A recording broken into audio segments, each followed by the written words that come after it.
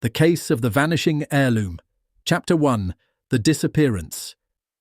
In the heart of the bustling city of Eldridge, where shadows danced under the flickering streetlights, a renowned diamond heirloom known as the Celestial Tear vanished without a trace.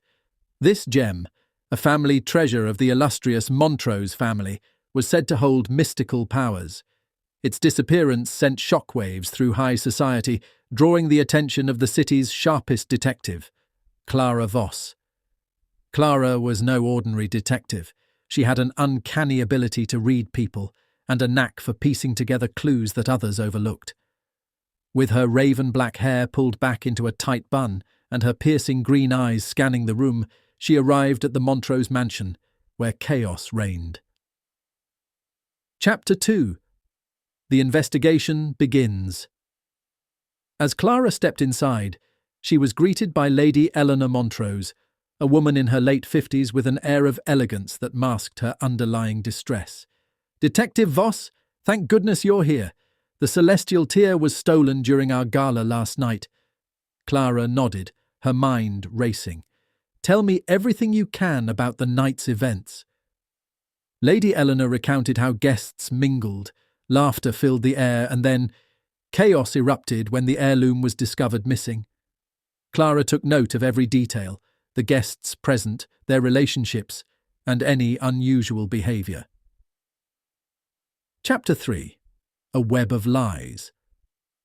As Clara interviewed the guests, a flamboyant art dealer, a charming politician, and a reclusive author, she sensed hidden agendas lurking beneath their polished exteriors. Each had a motive for wanting the diamond: financial desperation, political gain, or even revenge.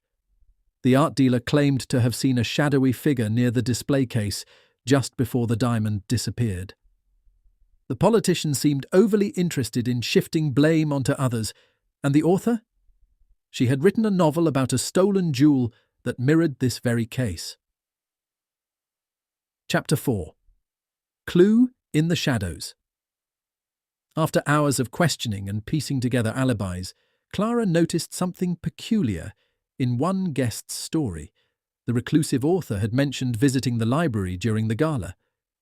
Intrigued, Clara made her way to the mansion's expansive library. There, hidden behind a row of dusty books, she discovered a small safe. Using her skills in lock-picking, a talent honed from years of solving cases, Clara opened it to find an old journal belonging to Lady Eleanor's late husband. Inside were sketches of various jewels and notes on their worth, but one entry caught her eye.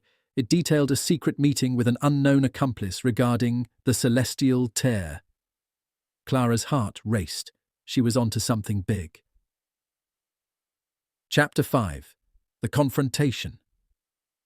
Returning to confront Lady Eleanor with her findings, Clara noticed something off about her demeanour. "You knew about this meeting?" Clara accused, gently but firmly. Lady Eleanor's facade crumbled as she confessed. "I didn't want to lose it forever. My husband was involved in shady dealings before he died. I thought I could protect our family."